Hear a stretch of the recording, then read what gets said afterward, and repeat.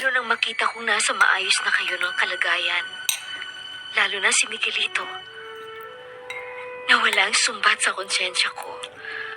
Lumuwag ang kalooban ko.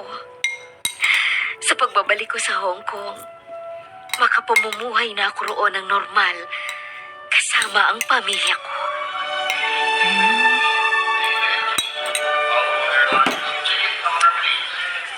Alam mo, Mama, akala ko po, nakalimutan na po ninyo akong ipakilala kay Kuya Miguelito.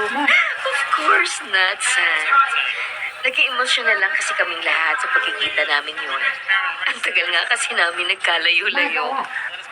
But, Ma, promise mo sa akin, ha?